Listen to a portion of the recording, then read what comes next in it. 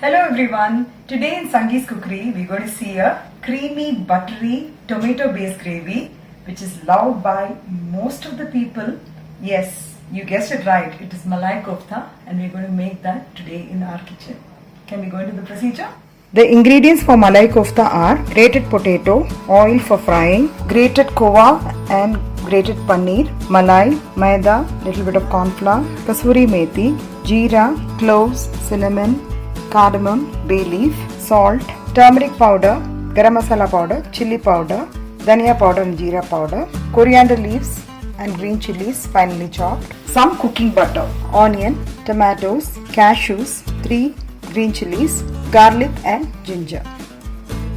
In this bowl I have added 4 boiled potatoes. I have grated the potatoes and I have added 100 grams of paneer and 50 grams of kova.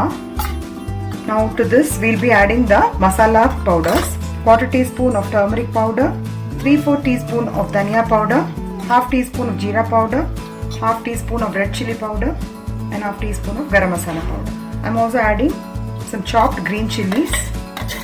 I have cut around 2 to 3 green chilies. According to your spice level you can add, and some coriander leaves. Remaining I have kept it for garnishing. So give it a nice mix. So for binding we will also be adding 2 tablespoons of corn flour and 2 tablespoons of maida. I am also adding some required amount of salt. I am also adding 1 more tablespoon. First I added around 2. I am also adding 1 more tablespoon of maida. Basically it has to bind well. So you need to check the dough consistency. If you are able to make round balls, then that will be the consistency. I have made round balls like this. You can dip it in maida and add the balls in the hot oil and deep fry it. So basically you need to dust in maida like this. The mixture does not break open.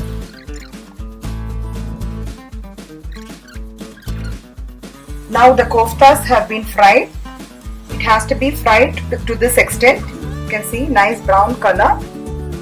This itself can be a nice evening snack for the kids. We can keep this aside. Meanwhile, the onions and tomatoes have been nicely fried and I'll allow it to cool and I'll grind this mixture and I will strain the mixture. In a pan I'm adding about 1 tablespoon butter. We are adding 1 teaspoon jeera, 2-3 cloves, 2-3 cardamom, 2 small cinnamon stick, 2 to 3 bay leaves. And then I'll be adding some onions and garlic and green chilies. I'm also adding some 10 to 12 cashews and around 3 tomatoes chopped. I'm going to add some salt to cook this mixture. This is the ground paste and I'm going to strain this using the strainer. I'll add some more water in the mixie. You need to grind this mixture in the mixie at least for 2 to 3 times by adding some water so that you get enough gravy below and in order to get a creamy texture.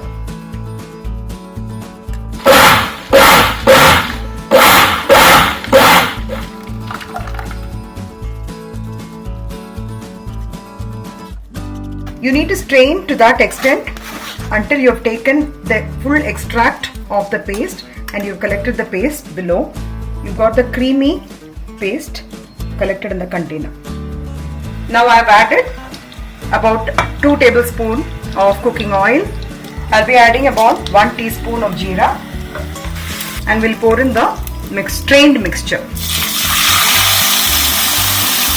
To this we can add all the masalas. 1/4 teaspoon of turmeric powder, 1 teaspoon red chili powder, 3/4 teaspoon dhania powder, 1/4 teaspoon jeera powder, around 3/4 teaspoon garam masala powder. I'll also be adding some salt required for the gravy. Now you can see the creamy texture of the malai kofta gravy. It's very smooth and I've added all the masala powders and it's giving a very good aroma.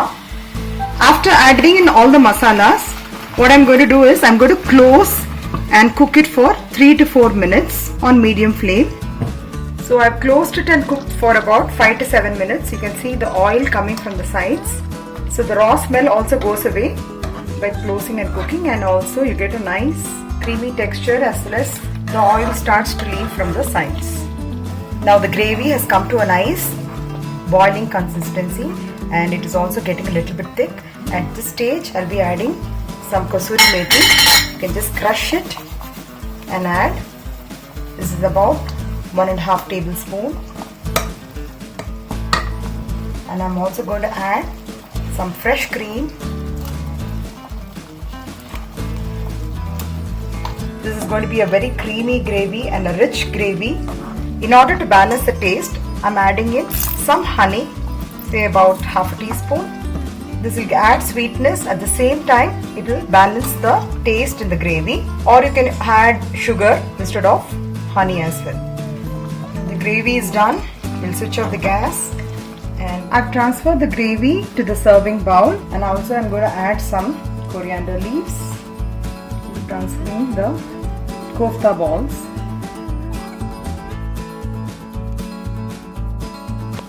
At the time of dinner, what you can do is first add in the kofta balls first, and on top of that you can top it up with the gravy. This is the way you serve it, so that the kofta balls get immersed in the gravy and gives a very good taste. So the delicious, mouth-watering malai kofta is ready, hot to be served. It goes very well with butter naan, hot chapatis, parathas. So please try out this dish. If you like this dish, please give a thumbs up and do not forget to share and subscribe to my channel. Thank you and have a wonderful day.